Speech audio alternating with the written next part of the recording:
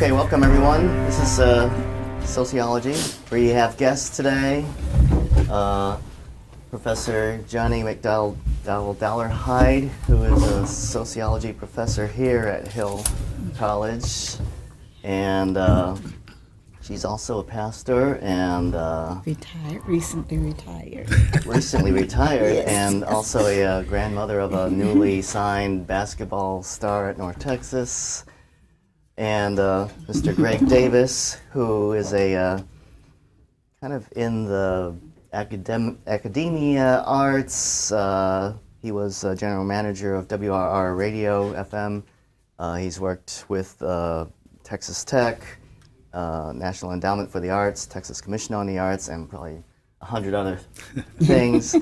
They both have plenty of stories that we really can't get into today. We have a really short time to try to get this concept of racial identity out there.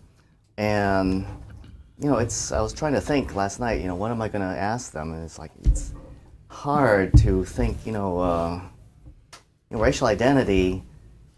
I just imagine students groaning, oh no, another talk about race. But I don't know why, but we don't groan, right? Or do we? It's kind of a advantages and disadvantages. It's kind of interesting topic, yet it's kind of a sad topic that we have to talk about it. But so let's begin. I'm gonna kind of be in the roaming around here. But Professor Dollarhide, can you explain? Have you taught anything like this, like race, or in your classes? Yes, I see one student. I think I've had him in my class. I don't know. I thought I had. What's your name? Me? Samuel. Oh, okay. Nope, didn't have you, Samuel. You look like somebody. Yeah. So I don't see anybody that I've had in my class. Yes, I have. In fact, in the two different classes that I've taught, both dealt a little with race, one more than the other. In Intro to Sociology, we discussed, of course, the various races. I have taught at Texas Wesleyan minority groups, where we talk in much more detail about racial groups, and then in marriage and family. So I have. Yeah.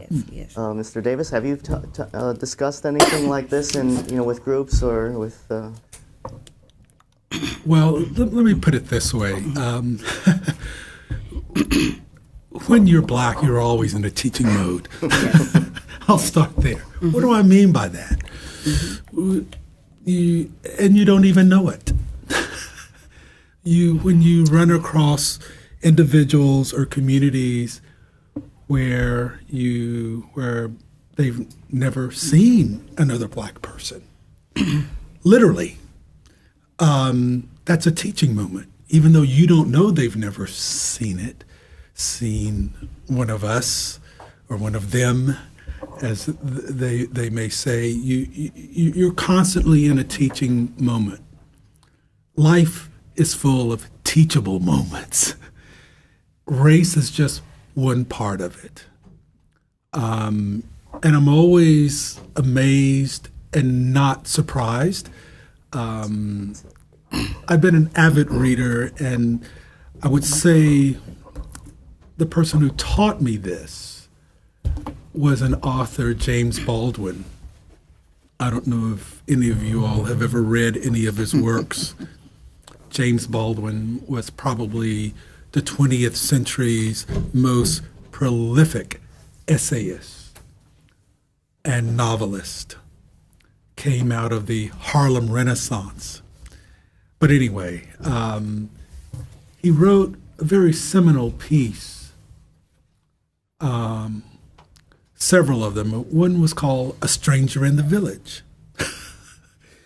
And he had gone to Paris in the 40s and had gone to this chateau in this place in northern France. It was snow, all snow, this village that was living as though they were in the 17th century, and this was the 60s. And he discovered he was the only black person in the village, hence the title, A Stranger in the Village. And I read that book in high school, and it didn't make sense at the time until I went abroad and was a stranger in a village called Budapest. And I was on the train, and this elderly lady with, I thought, a grandson, and she kept looking at me on this tight train, just packed train. And I'm the only black person on the train. I'm standing and the train is rocking, and this lady's coquettishly looking at me, glancing and smiling. And it was a friendly smile, and you smile back. We got off at the next station, and the young man who spoke English said, "My grandmother has never seen a black person before. She wants to touch your head." And I said, "Okay." I bent over, no hair. Did you have hair there? I had no hair. And there was that's a teachable moment. You find yourself in situations where you are the only one, and they have never seen one of them before, and it's no big deal. You realize it's just a human curiosity to see someone you may have seen on television, but in real person, it's like, there's one, sort of thing. So, and that, race comes to mind. It's not unusual. I was in Budapest, Hungary, so I wouldn't expect that. So I guess that's a long-winded answer to your question. Mm-hmm. But yeah. Yeah, so I guess there's aspects of maybe isolation or the only one, but yet there's aspects of belonging, I assume, to a group. Is there a sense of belonging too when you feel isolated? I've never felt isolated. I've really never felt isolated. In the context of you're the only one in that situation. Now, in that, you get the sense that because whatever the subject matter that brought us in a particular room is the utmost issue. Why are we all here today? Is it a meeting? Is it a friendship? Then that. It's only in the conversation that you learn that the experiences are different or similar. And you go, oh, and it breaks it down a little bit more. Oh, you eat graham crackers too, mm-hmm. Or you drink red wine as well. It's, and in that regard, or you say, I comb my hair differently or this or that. So there are always going to be differences.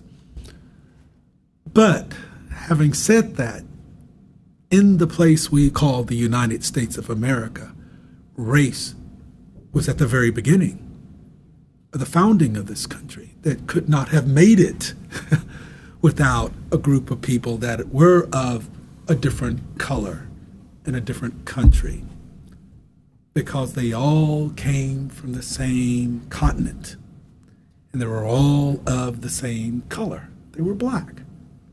So at the very beginning and founding of this nation, you had a whole set of people based on the color of their skin that were identified as only doing one thing because of that.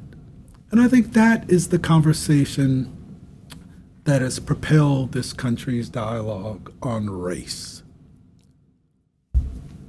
That's what my historical readings and journeys through the South and the first colony, Virginia, has shown me and is borne out. But the great equalizer in that, and having to understand that was the brilliancy of the founding fathers. Very few sisters. Was the Constitution. And that is what we're trying to live up to. And race is one part of it that the Constitution addressed and left a lot of it nebulous for you young people to figure out. Professor Dollarhide, can you educate us on maybe what types of identities there could be with people? Say maybe racial or cultural, or what? Maybe you can help define for us what identity might be. It might be. Well, one thing I always teach my students is that we have to understand that race is a social construction. That means that you were not born black, white, yellow, red, purple, whatever. That's not how you were born, but we believe that. That's all we've ever been taught, that that's your race. Race is socially constructed, meaning that those racial tabs that we have been given, being Anglo, being white, being Asian or whatever, were made by man just to make categorization and census taking easy. Those are almost stigmas now, because we take people and we categorize and we put them into that group. You're black, you're white, and yet, being a minister, a pastor, I like to bring it back and relate it to our DNA. And we all have the same DNA, simply meaning that we're told in the Bible, for those of you who are Christians and may believe in the Bible or even just heard it, that there is one blood, one race, well, not one race, one blood, one Father of us all. That would have to mean that we have a universal DNA, that we're all from the same bloodline.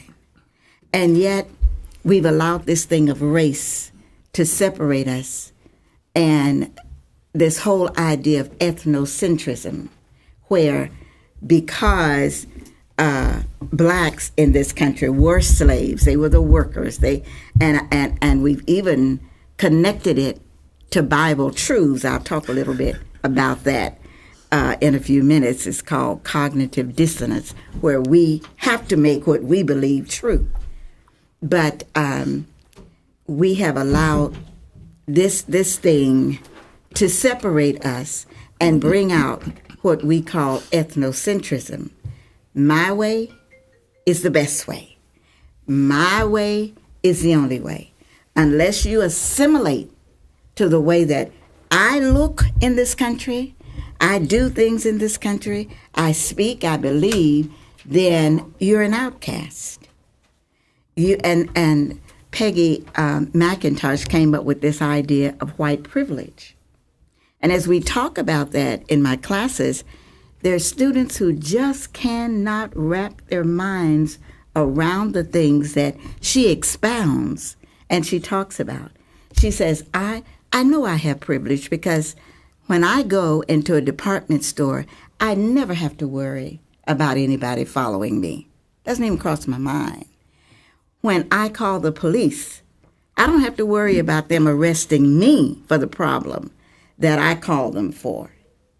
That's a white privilege. I don't have to worry about possibly being shot doing my job because I'm white, and that's a privilege.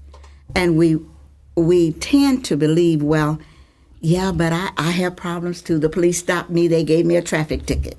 I didn't have my driver's license, and I had a ticket. I had to go to court. That's a total misunderstanding of the problem of race in this country.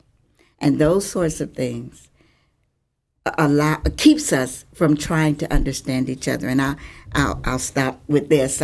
doing my doctoral research, when I first went to Cleveland, trying to do that research, I'm working with pastors, with ministers of churches, white churches, black churches. Some of you may be from Cleveland, and I probably have worked or know your pastor.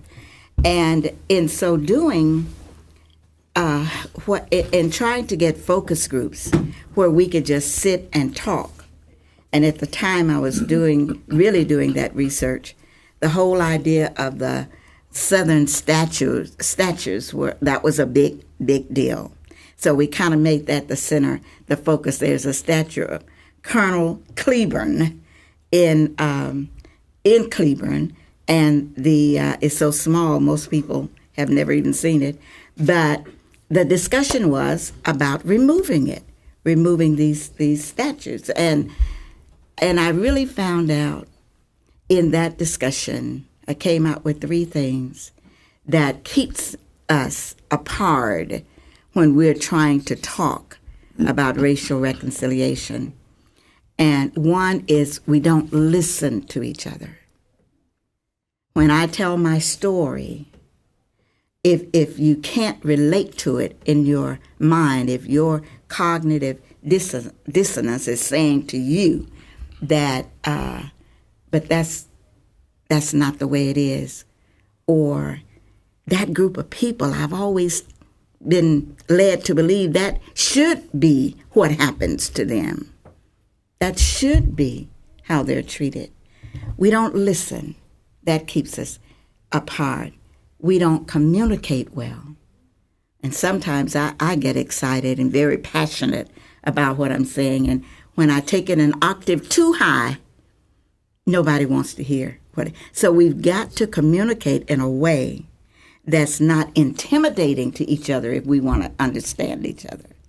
And then the third thing I found is we're not a compassionate people.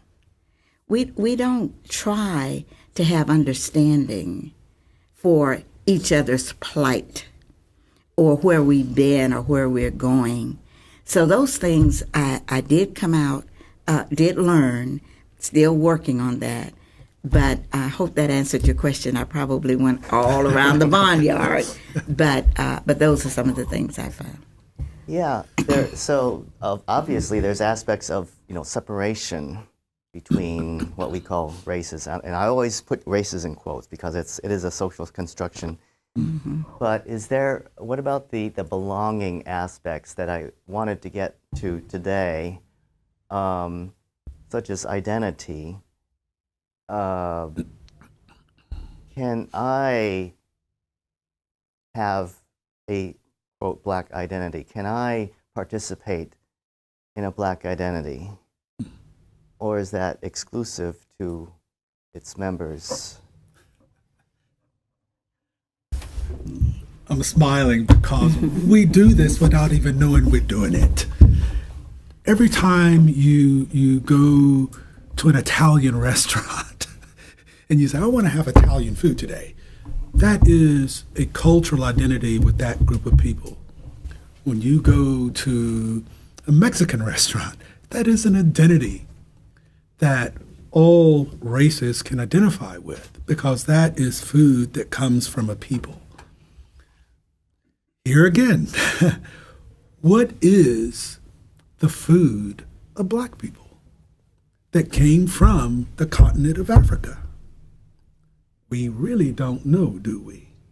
Because they were not allowed to bring that part of their culture with them, except for a few seeds that the women hid on their bodies and in their bodies as they were dragged from there. There were seeds like okra. There are other seeds that I can't come to mind right now.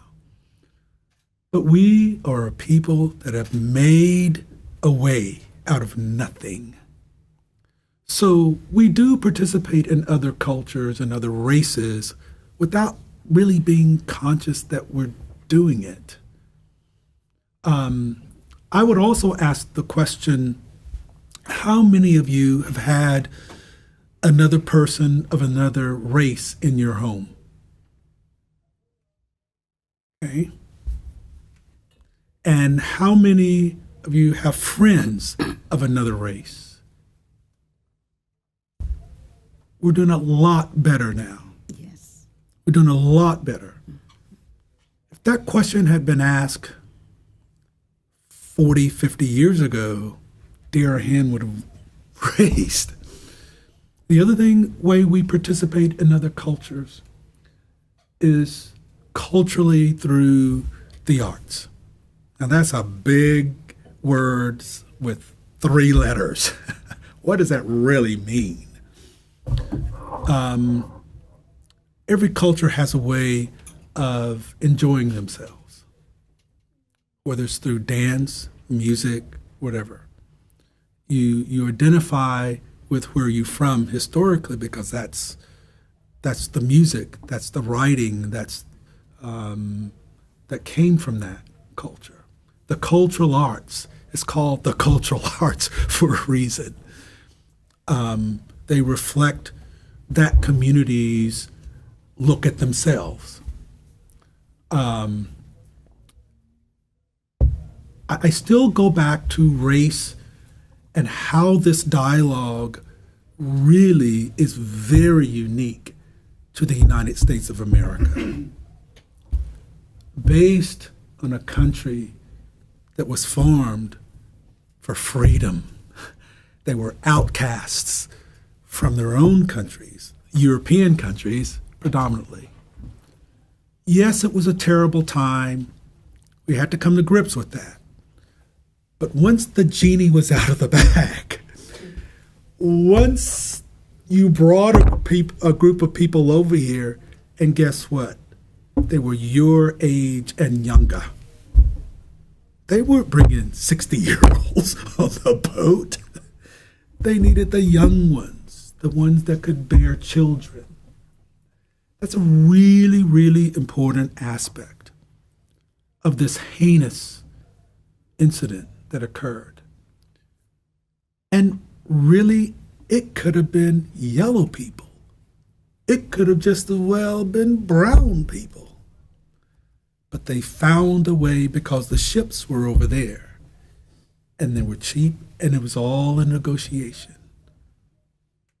But believe me, this was economic development justified through their faith. That is, once you get your head around that, it's very difficult to untangle the institutions that supported this incident of race getting. They stuck with that, what was called then the dark continent of people.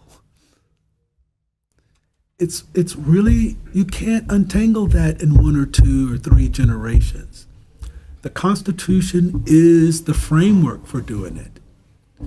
And we all know it is not a perfect document, but it is the document that we all use to discuss this subject around.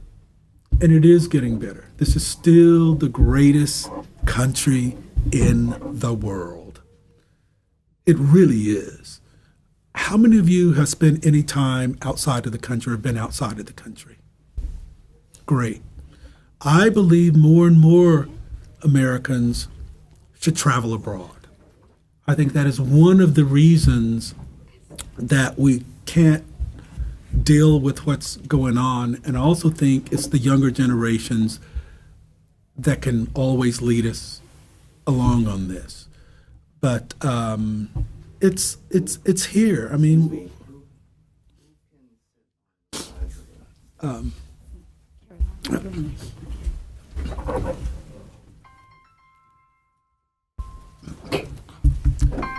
Sorry. but I don't really think that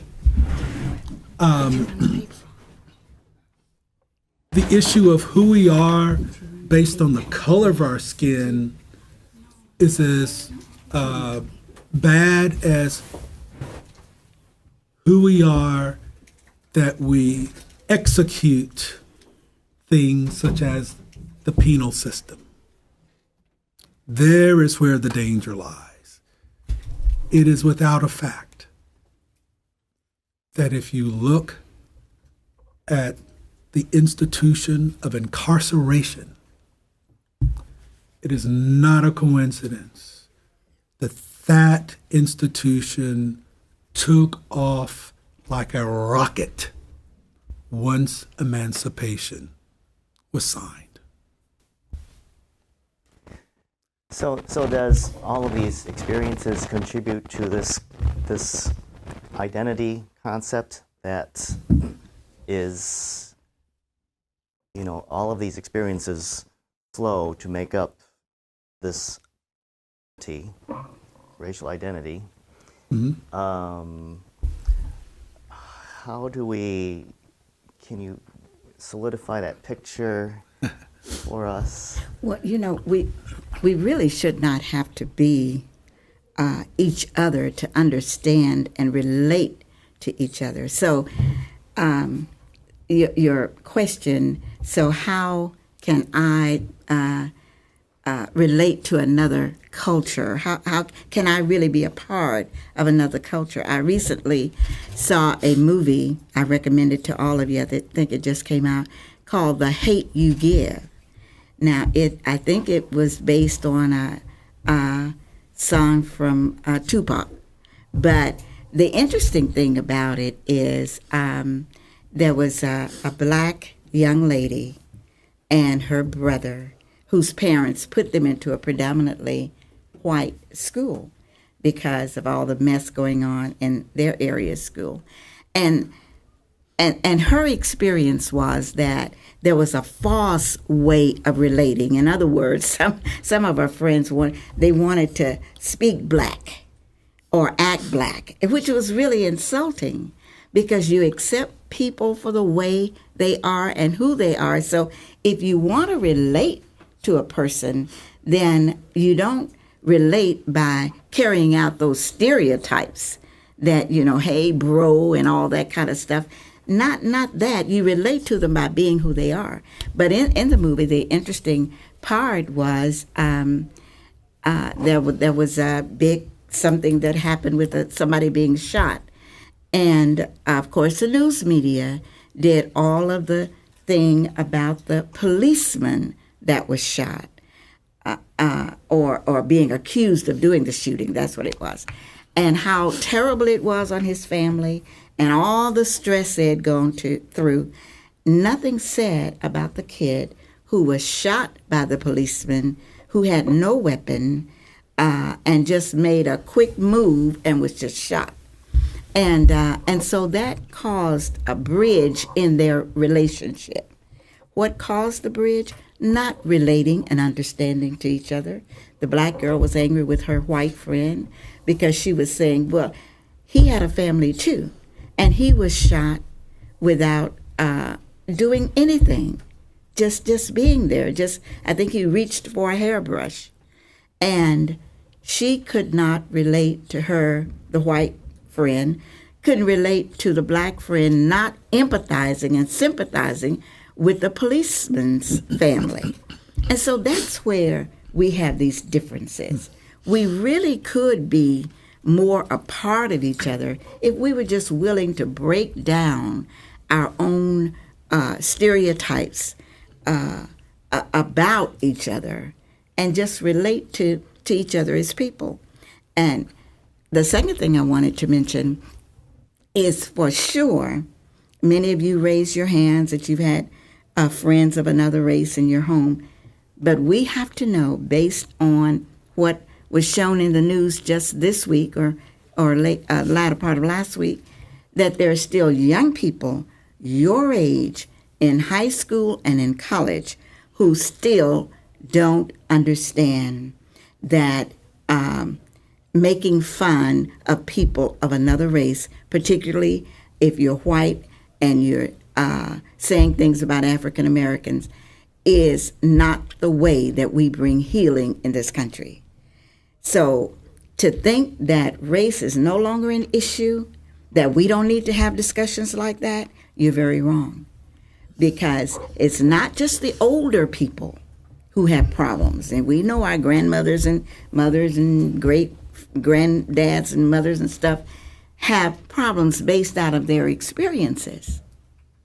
But when that falls down on you and you continue to carry it and perpetuate it, then that's where we get to the point where Professor is asking the question about us relating, where we cannot relate because we keep pushing these stereotypes. And then the last thing I want to mention, my only vice in watching television, I seldom watch it, maybe CNN, but I do watch Channel 13. I love Channel 13. But I was looking at, my vice, though, is Empire. It comes on Wednesday night. I love it because I can just get in another unrealistic world, and it's just black people with money and class and all of that kind of stuff.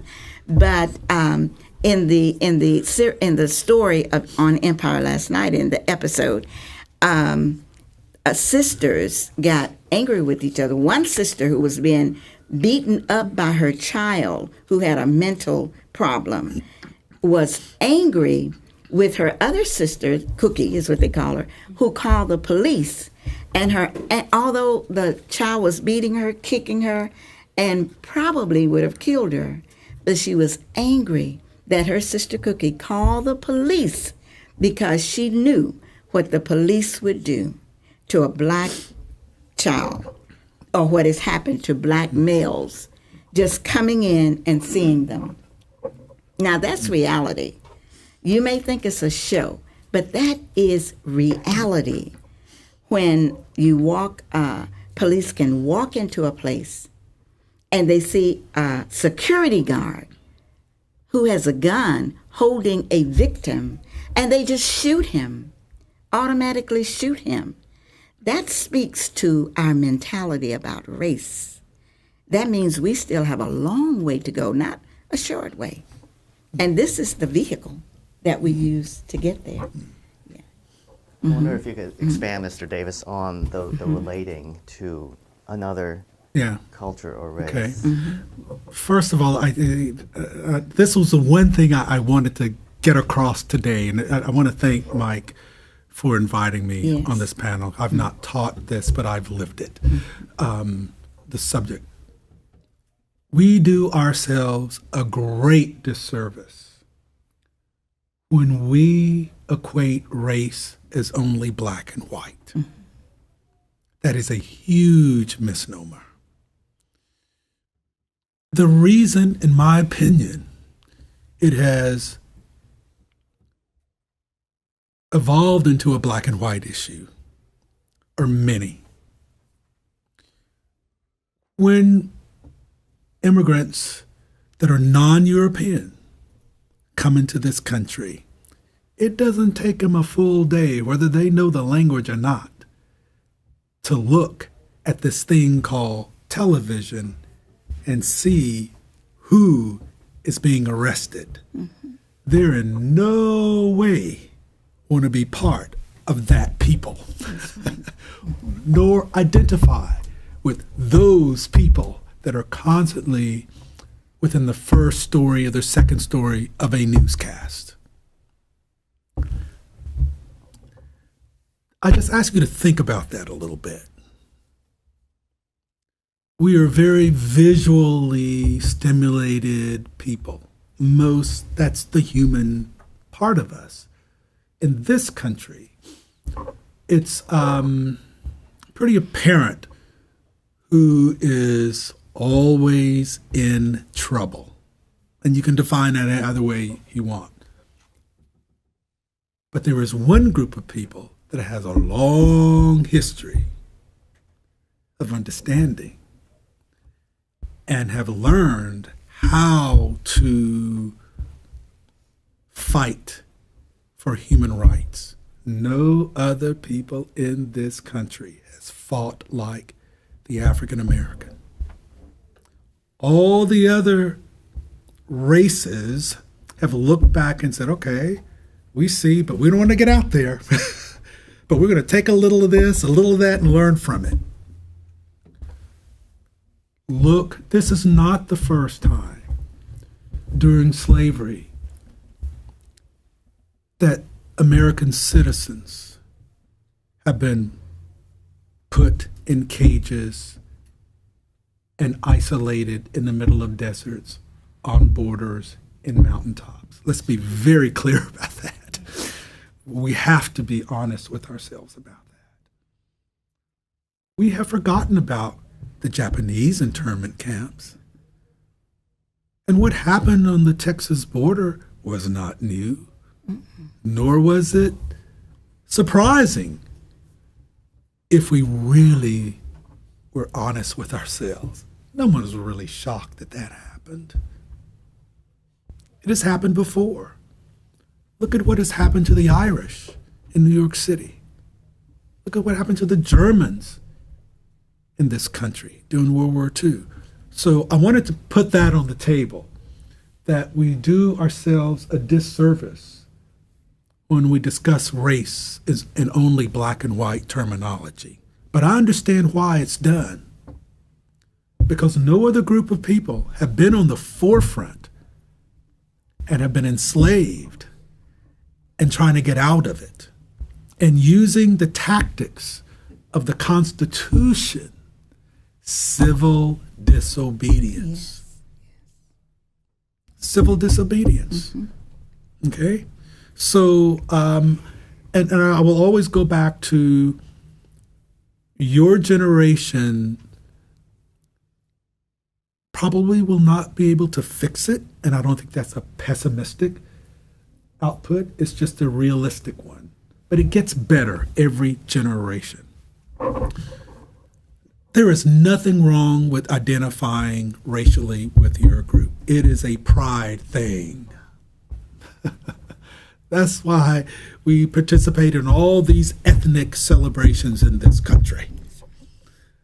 You know, that's right. Whether it's Irish, German, Lithuanian, we all raise our flags that are not American flags during those festive periods to celebrate that. There should be more of that, in my opinion, because that's who we are. And, but yes, we want people to be proud and identify. One of the things you can always ask that I do is, where are you from? And then let them define it by their answer. I'm from Midlothian. I'm from Denison. Before, where were your people from? Where was your grandfather from? Those are very, very important questions. And very important answers, because it gives us a little bit more information other than I drive a BMW and you drive a Ford that's boring stuff. That's the consumerism that we've been taught to constantly consume, to buy. That is an economic trap. Now, and a lot of the races in America believe if I own a Mercedes and drive a Mercedes, they'll see I'm an American. That you'd be surprised. They go, I drive a Mercedes. What they really are saying is they bought into the trap of capitalism. Mm-hmm. They have really, the consumerism. And we prove, there are people of all races that are billionaires. Okay? It is about loving your identity and loving who you are and not having to be ashamed of who you are and not having to speak for everybody within your race. By the way, I didn't have you to be representative of any group. No. You're the best scholars I know on race. And that was to that. But it's just something that I think is worth thinking about. Nobody expects a white person to speak for all white people. And then, what is white? I've always been confused about that. Where are you white? Where your grandfather from? He's Irish, he's Polish, he's Brit. Is that white? When they say white, they're basing it solely on the color of your skin, which I think is, I believe it's wrong. I'm more interested in meeting someone from Norway because I've never, met anyone from Norway in the United States. It's a beautiful country, So that's the beauty of this country, is that we can all come from different other geographic spaces here to here. And then our children are born here, and then their children. And yes, there are going to be some mixing of the races because you cannot legislate love. You just can't. It's been attempted. That is the most powerful thing. I mean, you're going to get around that. Whoa. And it was on the books. The only race in America that was forbidden to marry outside their race was the African American. And that was only resolved in the 70s with the Loves. So it's also important for us to know our history and to know who your parents are and where they came from and where your grandfather came from and where your great-grandfather came from. Because I think what you'll find is we all came from agrarian people, tribal. And that's not, they were weavers, they were sheep herders, they were cattlemen or whatever. This is the only country where all of this works. And don't let anyone tell you it's not working here. It is working here. And I will add this. The most segregated in America is high noon on Sunday. That's getting better with interdenominational churches because religion is important to Americans. But is it really when you try to limit what you can believe in and what you can worship? Religious freedom is very, very important to culture and race. So I think that this is, for me, is easily discussed and talked about and mitigated in a way, but it's at an individual micro level.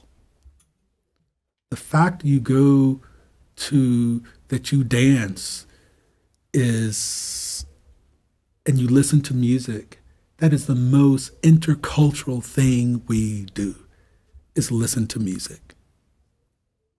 And where do we think country and western comes from, or soul comes from, or classical music comes from? It comes from different races. So we do interplay in this thing a lot. It gets a little bit trickier, nastier when it comes to love. That's the only thing that scares people to death. Is just think of two young people or older or whatever, and they find someone, they meet someone, and oh my God, I never thought I'd love somebody of a different race. And then the second thing, how do I explain this back home? The shoulders drop. So, oh my God, what are we into now? But if you look back, your grandfather's generation did it. Your great-grandfather, great-mothers did it. The biggest change on race that occurred in the United States for the better was when our soldiers came back, those that did, from World War I and World War II. Do you realize the most single important thing for love that happened in this country is when World War II soldiers came back, and guess what they did? They started holding hands in public. That had never happened in this country. Husband and wives holding hands in public never happened until World War II because the soldiers went abroad and that's what they saw. And they were so glad to be back.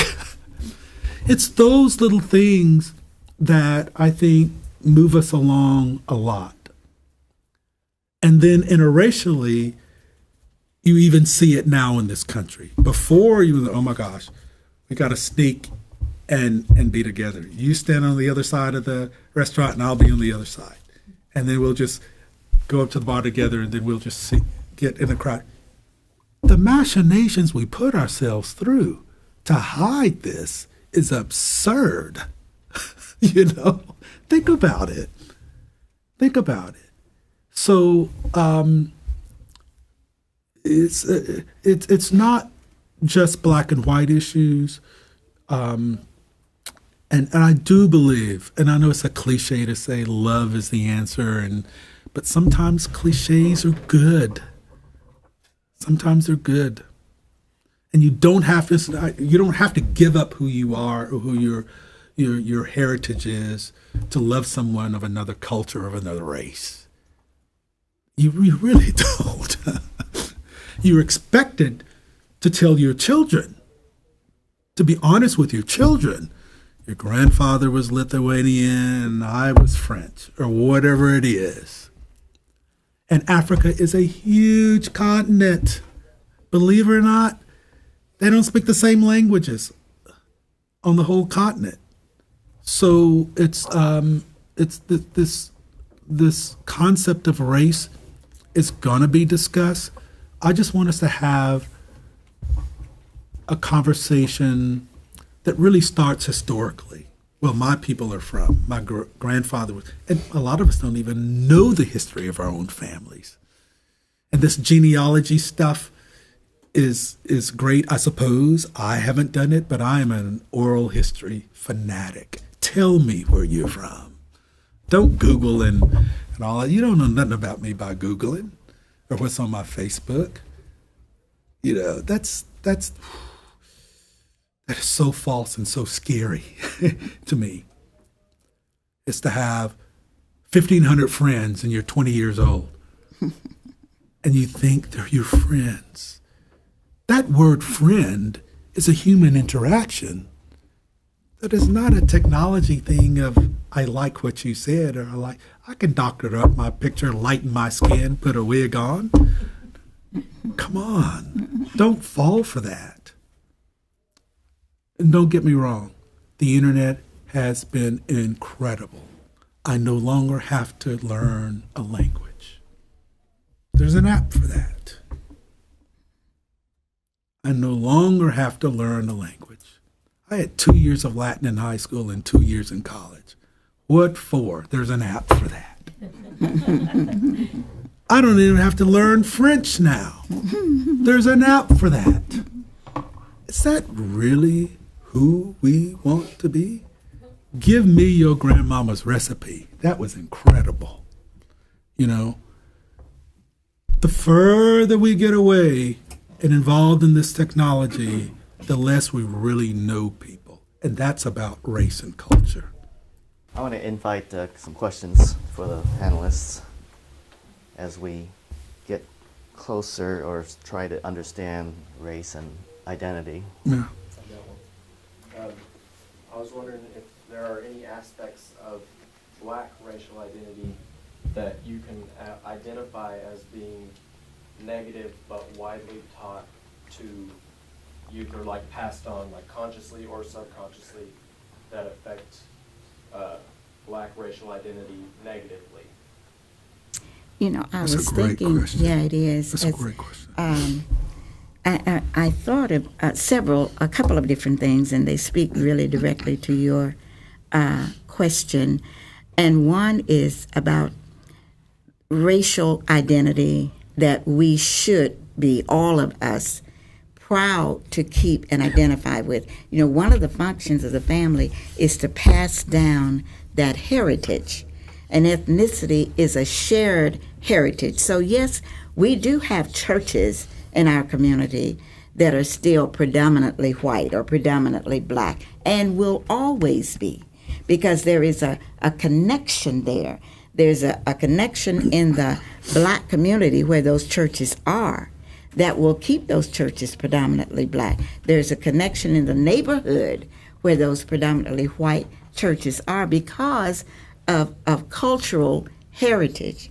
So yes, we should be proud and maintain a cultural heritage, but it should be we should be willing to share our heritage, not keep it so that this is the way we do things. We eat soul food at Thanksgiving, and so nobody else should be a part of that. But we need to open up and share our heritage, but yet understand it is my heritage. I am proud of it. I won't lose it just because I assimilate into another group.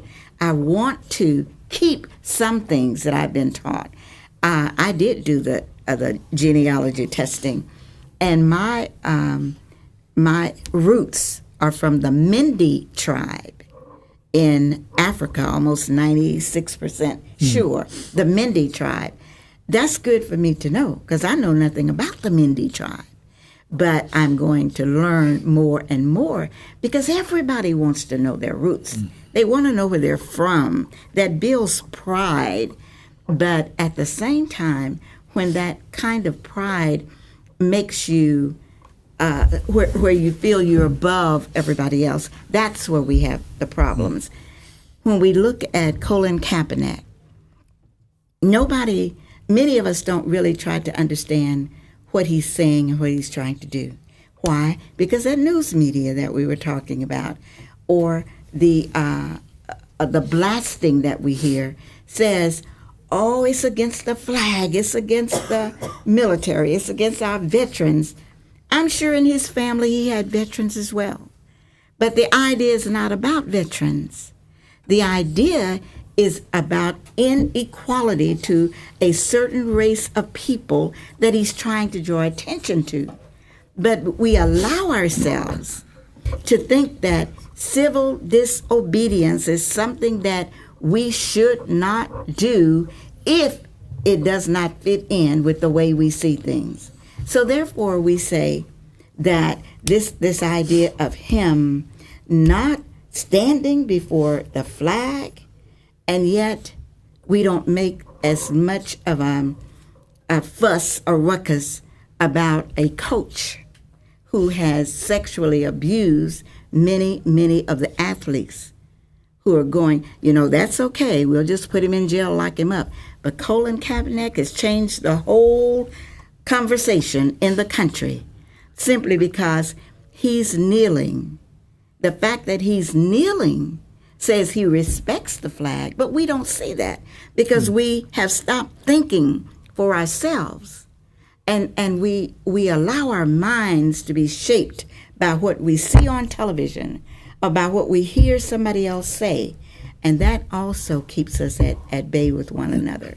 But yes, we ought to maintain some of those things that are unique to our culture, but not ethnocentrically, that this is the only way that it should be. I think that's an incredibly good question. And I'm going to answer it this way. Be wary of stereotypes. I think they're very dangerous in this country. I think that, and specifically you ask, so I'm going to do this off the top of my head, which is dangerous, that all black men are athletically gifted. I can assure you that ain't true here. And that may be a joking stereotype. The other one in the black community, I think, is that black people are great entertainers. We can dance, we can sing, we can, those are the professions we've been allowed to participate in that are safe. But if you look at the history of those, why that is, it was the only thing we were allowed to do, to entertain the master. So, that goes back to Step and Fetch It, that goes back to blackface, that goes back to all of this stuff. And so those are safe professions until they became paid professions. Until the capitalist owners took over sports as entertainment And sports became New York Stock Exchange venues. The professional athlete. And who wouldn't want the best athletes when you've got money behind it? And so now it's this whole cottage industry of sports as community entertainment, how we push our kids now. You can have a career in that. That is relatively new. That we start grooming these children for find a sport that you can be the best in and you can make the most money in. But for blacks, boxing, it started out with boxing. Jack Johnson, and look what happened to him. So those, I think, are both, I don't know if it's completely negative or completely positive. It's just something that's come to my mind about how dangerous stereotype. They're like bombs that have fallen in the war fields of Europe that haven't exploded yet. And there are thousands and thousands of them. And so, and then when the athletes get enough money and clout and they realize that they are on a plantation they didn't expect. But my God, look at the price of that ticket to be a professional athlete. I think also part of what could be a negative attribute of identity may be actually a social class behavior. I forgot what you call it. The book La Vida, Life of the Poor, how the poor will engage in behaviors that help them survive today, but not lead them in the future.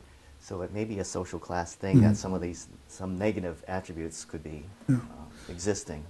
So when you say be wary of stereotypes, is that for, obviously when you're observing another, or you're trying to look at what another race, the different aspects of another race, how it makes a difference, what they've been through and how their heritage is passed down. But is it also be wary of, there are certain stereotypes that people embrace because they feel as though it makes them more part of a group? Yes. Is that also where you're going with that, with the athletes? And I would say so. And I think this is the reverse also. I think people of color must be cautious with the stereotypes we have of what I call white people, which I hate that term, but we're going to, in the context of lighter skinned people, the stereotype that they are smarter than they're the smarter race. It's also a very dangerous stereotype. And that is one that is predominant. It really is. And it's and then all other cultures and races must subjugate ourselves to that level of we want to be like them. The bar is moved constantly on who and what is called smart. The bar constantly moves. And it's going to move anyway. But just in general, I've just been, because I've gotten it, because I was in classical music, and I can't tell you the number of things that people have said to me, and I've been at the highest echelons of this field, in some of the greatest halls in the world, and sitting around some of the most influential arts institutions, and been the only one that's black, not the only one of color, but the only one of black. And it's like, they're like, oh, you like classical music? How did you get here? And my response is, because I understand the blues, which is true. I couldn't have done what I did without understanding the blues. The blues is where my people come from. The only original music given to the rest of the world is gospel. Everything else stems off gospel. Everything. And how did gospel come about from a people that didn't even have the Christian Bible? You enslave a group of people, and the only thing they were allowed to read, and they couldn't read, they were read it to. And the language of the Bible is so beautiful. It is absolutely an incredible, historically beautiful, poetic stories. And they took those stories and turned them into songs of hope. That's some brilliant work. That's some pretty freaking brilliant work. I want to get to more questions in here before we end. Madison? So I have a question, because when I was growing up, I heard this a lot, and now that I'm in college, I hear it less, but like this idea of color blindness and how we're trying to make America into like this colorblind society. Do you think that it hurts like racial identity and like bringing us together as groups rather than like trying to create like one group? Like, how do you think color blindness affects like not just the black race but all racial identity? That's a great question and a great observation on your part, because it is impossible, in my opinion, to be colorblind. I mean, I'm just going to lay it out there like that. It is absolutely impossible. If you have three people walking down the street and you're half a block away, the first thing you're going to notice is the difference in their colors, if there is one that's different from the other three. So it's not, and I think it does a disservice to you as a human to not say, I know that, so now that you know the different colors, what are you expected to do with that information? If three of them are different color than you, then you go to the other side of the street. I mean, so what do you do with that information if you're supposed to be so colorblind? But it is, I think, humanly impossible. That's one of the things that makes us unique, is that our skin tones are different. That's beauty. It's not saying one is. I never understood that. Or being hybrid. Yes, or being, And it is a privilege. Yeah. At the end of the day, we want to. Yeah. And colorblindness, too, is really an idea of a theory that we learn to look at people or not necessarily even look at them, but we learn people because they are people, not because of their color. So it goes to what's called the contact theory, that the more I am in touch with you, I'm in contact with you, we go to social gatherings together, I'm in your home and you're with me, the more those stereotypes that you were talking about will break down. So I began to see you as a person and not your color, meaning that there's this saying that when some people, particularly white women, see a black person coming, a black male, that they clutch their purses a little closer. That's a stereotype. That's seeing color. If we could begin to see each other as people and not hear there's a black guy sitting That's back also there. a stereotype. Yeah, Excuse me. Yeah. or there's that person is a homeless person. So they're out to get you, and that's what colorblindness really speaks to. Not necessarily that we don't see colors, but that we don't see people as a color. We see people as people, and altogether that is saying to us. And one thing I want to say about that stereotyping idea. So where does all of this come from? I mean, what makes us think that if I see a black person, that and the police come up, that they're more likely to think that that person will do harm to them, or they have a gun, or even if they go out on a call and there's a mother trying to protect their child and the mother gets arrested. What causes that? And it's all our stereotypes. Where do they come from?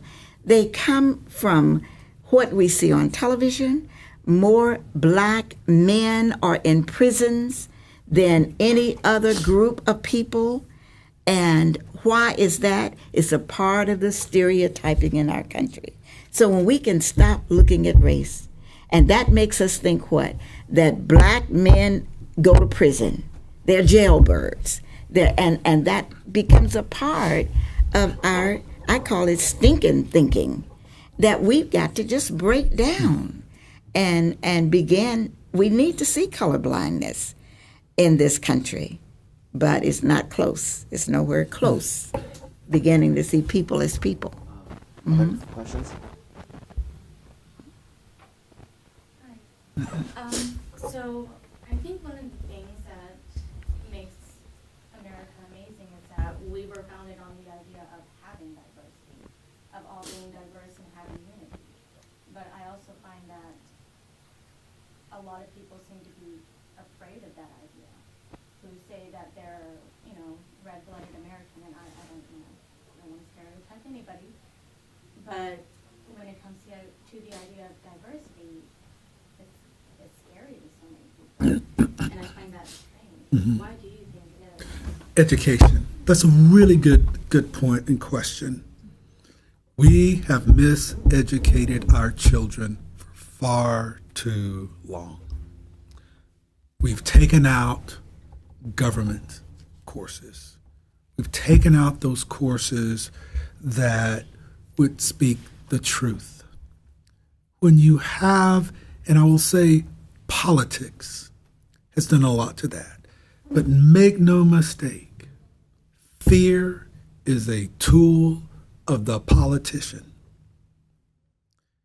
If you've never been to any of the death camps in Europe, I defy any human to go there and not drop to their knees and pray to the gods they pray to and say, never again.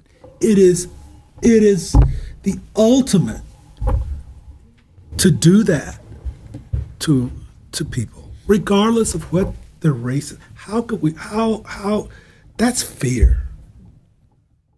I am most afraid of fear-mongering than anything. To label people, a group of people, into as murderers, rapists, and that dialogue is happening. And that's you asked me the other stereotype that is negative. The black male has been stereotyped ever since blacks were set free in 1865. Birth of a Nation is rapist. The virgin white mother is at risk. I was like,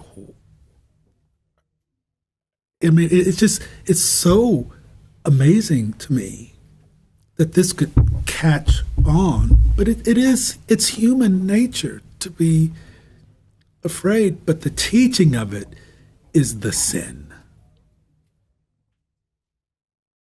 So, I have a question.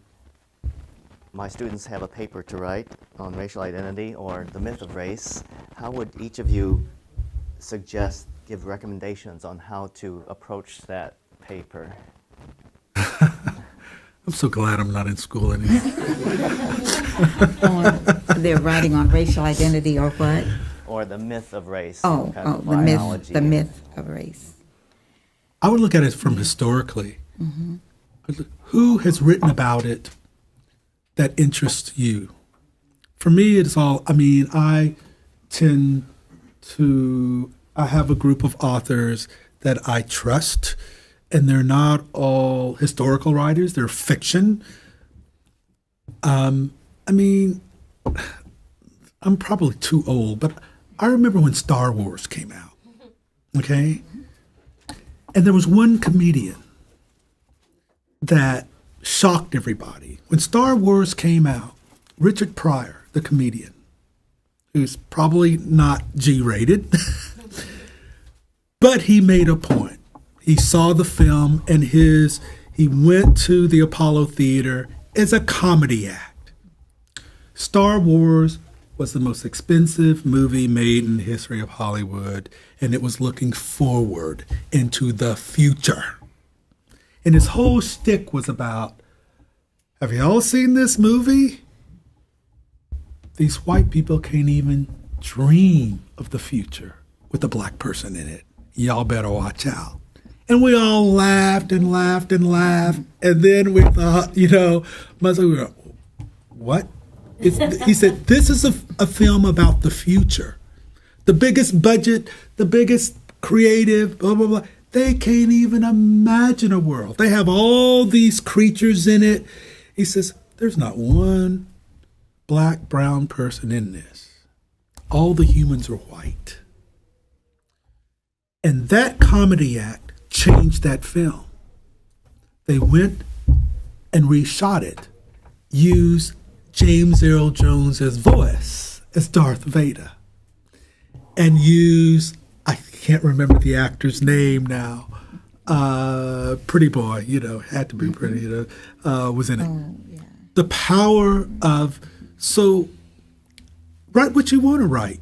Write your own experiences. That's what I would do. Write what you want to write. Write about your family. Write about you and your, whatever. It's always best when you write from a point of your own personal experience, not what someone thinks you should write about. It's your life. You better start writing about it now, because you're not going to get very many chances to do this after this, because you will be told what to write about, told this and that. I mean, that's my, write about. Well, I would suggest just do a little research on just what is race, what is meant by race, where did this whole concept come from, and I would particularly look at how economics has affected race, the power and authority thing in this country, and how what we call majority, minority, who's the majority, who's the minority, having nothing to do with numbers. What does that mean? Where did it come from? The power and the authority. Why have some groups been named white as far as the census is concerned, and other groups, minority groups? The more people that you have in a certain group, as far as census in this country, the more benefits that they can get from the government, from that. And so we've been manipulated with this race thing, but there's a reason that all of this stuff with race is going on and has happened. So look beneath the surface and see how we're being manipulated, how our thoughts are being made. Why do we still dislike each other? What's going on? How did I get here? Who has said or done something to me to make me believe that?